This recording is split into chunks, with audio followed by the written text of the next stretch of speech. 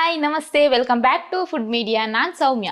ಇವತ್ತು ನಾನು ತುಂಬಾ ಈಸಿಯಾಗಿ ಮಾಡುವಂತಹ ಬ್ರೇಕ್ಫಾಸ್ಟ್ ತೋರಿಸ್ತಾ ಇದ್ದೀನಿ. ಅದಕ್ಕಿಂತ ಮುಂಚೆ ನಮ್ಮ ಚಾನಲ್ಗೆ ಇನ್ನೂ ಯಾರು ಸಬ್ಸ್ಕ್ರೈಬ್ ಆಗಿಲ್ಲೋ ಸಬ್ಸ್ಕ್ರೈಬ್ ಆಗಿ, ಹಾಗೆ ಪಕ್ಕದಲ್ಲಿರೋ ಬೆಲ್ ಐಕನ್ ಕ್ಲಿಕ್ ಮಾಡಿ ಆಲ್ ಆಪ್ಷನ್ ಸೆಲೆಕ್ಟ್ ಮಾಡ್ಕೊಳ್ಳಿ.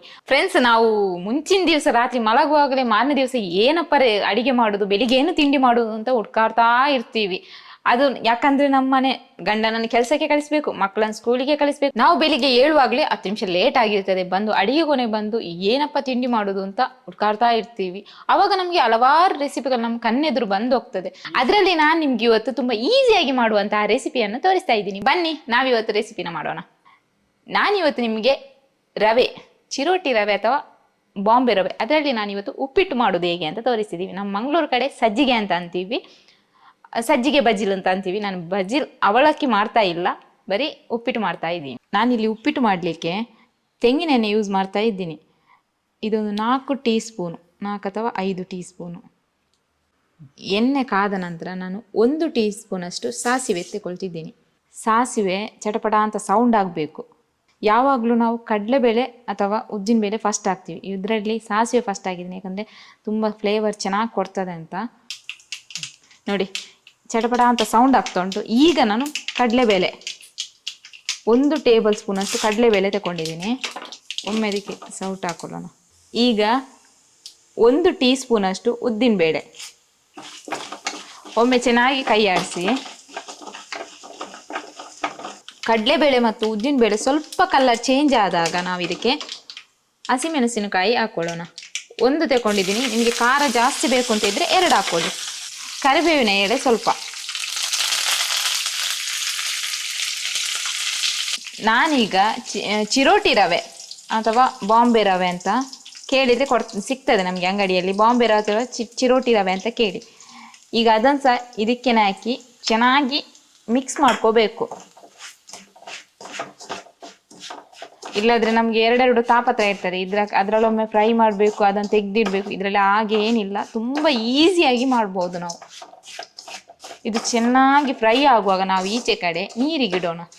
ನೀರು ಬಿಸಿ ಮಾಡಲಿಕ್ಕೆ ಇಡುವ ಮುಂಚೆ ನಾನು ಚಿರೋಟಿ ರವೆ ಹಾಕಿದೆ ನೋಡಿ, ಆವಾಗಲೇ ನಾವು 1 ಈರುಳ್ಳಿ ಕಟ್ ಮಾಡಿ ತಗೊಂಡಿದ್ದೀನಿ, ಅದನ್ನು ಸಹ ಹಾಕ್ತಾ ಇದ್ದೀನಿ. ಒಮ್ಮೆ ಚೆನ್ನಾಗಿ ಮಿಕ್ಸ್ ಮಾಡಿ.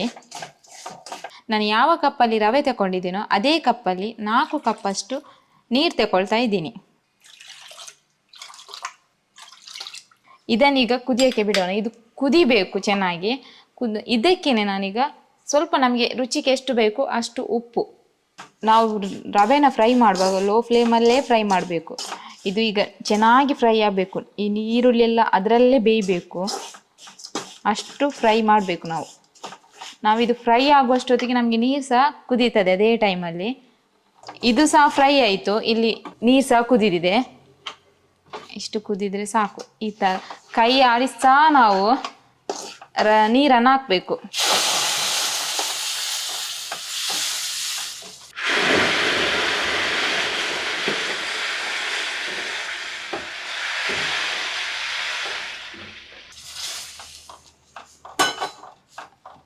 ಒಮ್ಮೆ ಜೋರಿಟ್ಟು ಕುದಿಸಿ, ಆಮೇಲೆ ಲೋ ಫ್ಲೇಮಲ್ಲಿ ಇಟ್ಟರೆ ಆಯಿತು.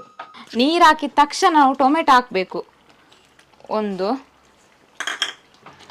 ಈಗ ಲೋ ಫ್ಲೇಮಲ್ಲಿ ಇಟ್ಟು ಒಮ್ಮೆ ಚೆನ್ನಾಗಿ ಮಿಕ್ಸ್ ಮಾಡಿ.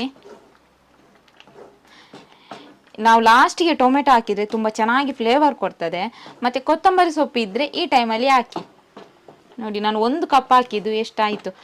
ತುಂಬ ಟೇಸ್ಟಿಯಾಗಿ ಆಗ್ತದೆ. ನಾವು ಹೋಟ್ಲಲ್ಲಿ ಹೋಗಿ ತಿಂತೀವಿ ನೋಡಿ, ಅವಲಕ್ಕಿ ಮತ್ತು ಉಪ್ಪಿಟ್ಟು ಕೊಡ್ತಾರೆ, ಸೂಪರ್ ಆಗಿರ್ತದೆ. ಸೇಮ್ ಅದೇ ಟೇಸ್ಟ್ ಬರ್ತದೆ. ಒಮ್ಮೆ ಟ್ರೈ ಮಾಡಿ ಮನೆಯಲ್ಲಿ ನೀವು ಸಹ.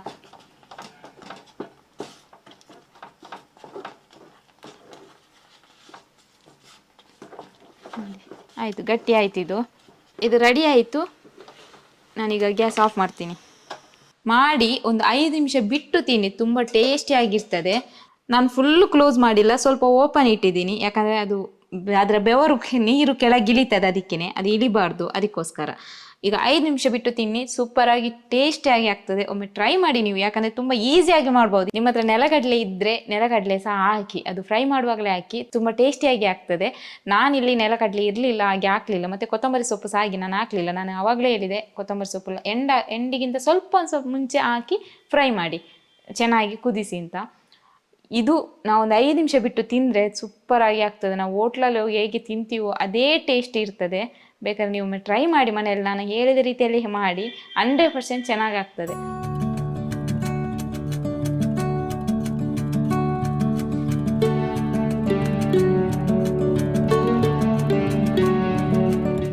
ಈ ರೆಸಿಪಿ ನಿಮಗೆ ಇಷ್ಟ ಆಗಿದ್ದಲ್ಲಿ ಒಂದು ಲೈಕ್ ಮಾಡಿ, ಹಾಗೆ ನಿಮ್ಮ ಫ್ರೆಂಡ್ಸ್ ಫ್ಯಾಮಿಲಿಗೆ ಎಲ್ರಿಗೂ ಶೇರ್ ಮಾಡಿ.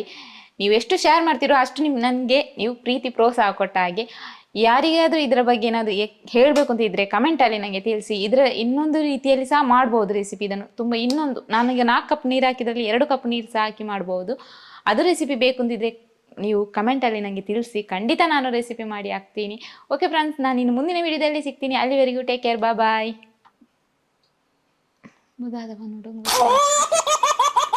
ನಮ್ಮ ಕೆಲಸದ ಬ್ಯುಸಿಯಲ್ಲಿ ನಾನು ತುಂಬಾ ಈಸಿಯಾಗಿ ಮಾಡ್ಬೋದು. ನನಗೆ ಅಯ್ಯೋ ದೇವಾ,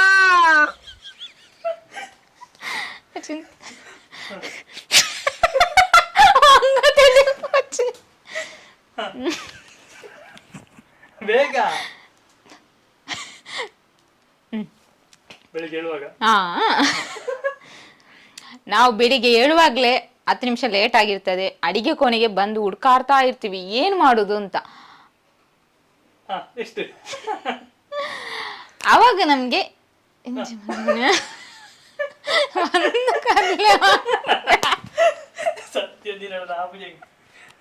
10 ನಿಮಿಷ ಲೇಟ್ ಆಗಿರ್ತದೆ. ಬಂದು ಅಡಿಗೆ ಕೋಣೆಯಲ್ಲಿ ಏನು ಮಾಡೋದು ಅಂತ ನೋಡ್ತಾ ಹುಡುಕ್ತೀವಿ.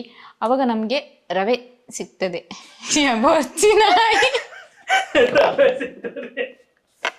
ಕಣ್ಣೆದುರು ಹಲವಾರು ರೆಸಿಪಿಗಳು ನಮ್ಮ ತಲೆಗೆ ಬಂದು ಬಿಡ್ತದೆ. ನಾವು ಅದರಲ್ಲೂ ತುಂಬಾ ಬೇಗನೆ ಮಾಡುವಂತ